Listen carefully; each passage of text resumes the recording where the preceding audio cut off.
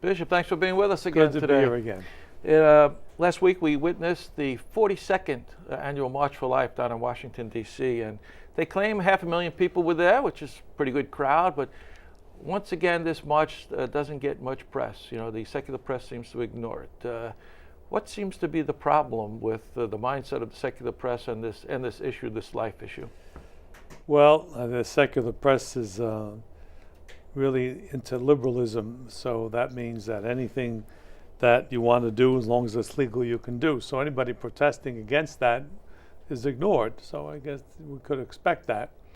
I think, again, people go not so much for the publicity, but to witness to what they believe. And again, it is a march that ends at the Supreme Court, where the decision was made under Roe versus Wade that it was legal.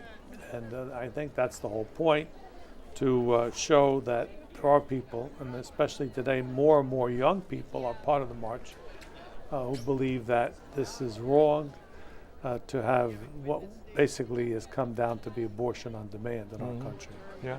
And on the same day, you know, in Congress, they they were trying to get a bill through, or they introduced a bill about unborn children feeling the pain, you know, and really putting some more restrictions on it. And at the last minute, it fell through. We couldn't even get it through for a vote. But you know, it seems like the most reasonable legislation even has trouble getting through the Congress. Again, it's become a third rail issue where people don't want to touch it. They're afraid of it. They're afraid of being marked as anti-woman. And it is a difficult political situation we're in, because it's a political decision we're dealing with. Perhaps we could easily convince most people that life begins at conception, but that doesn't move them. It is the woman's choice that trumps everything. It's her body, but there's another person there, which is ignored.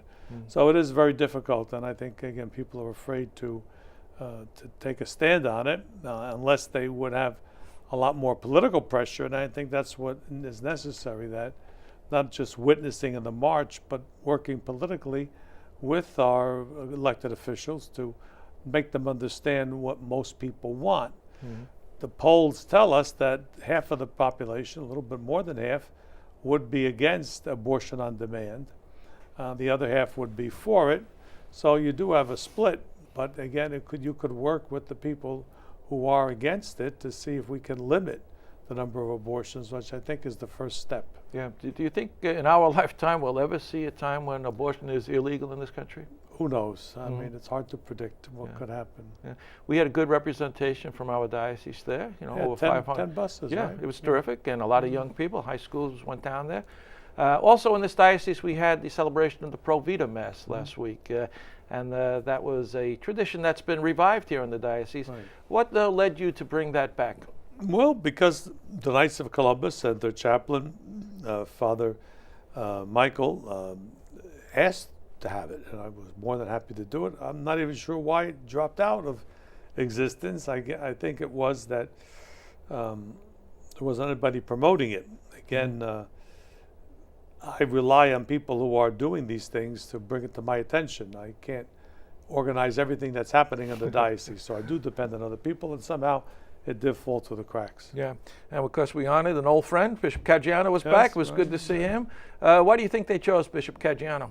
Well, because he had been very supportive to the pro-life groups. He was responsible for all of the groups that were part of the diocese that were doing extra work for the church, the ecclesial movements, and the pro-life movement kind of fell under that. So he was always attentive to their needs, giving them suggestions and encouragement. Sure. And Kathy Donahue from Bridge to Life and Mike Marino from the Helpers of God's Precious Infants were also honored. And I guess it's a tribute not only to those individuals, but to the work of those groups in this diocese, right? There are many groups, pro-life groups, that do marvelous things in a very low-key way to help people who are having children who can't afford them or are in difficulty, have difficult pregnancies, and trying to dissuade people from having abortion. So it's all done low-key, but still very, very important. Hmm. And I guess finally the goal is to win over the hearts and minds of people, Right. and for individual conversion on this issue, right?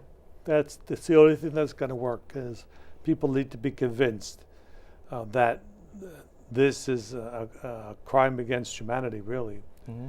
But people don't understand that, again, freedom, personal freedom, has been the byword in the last 50 years in our country that has overruled everything, and that's where the difficulty is. Good. Bishop, thanks so much for being with us.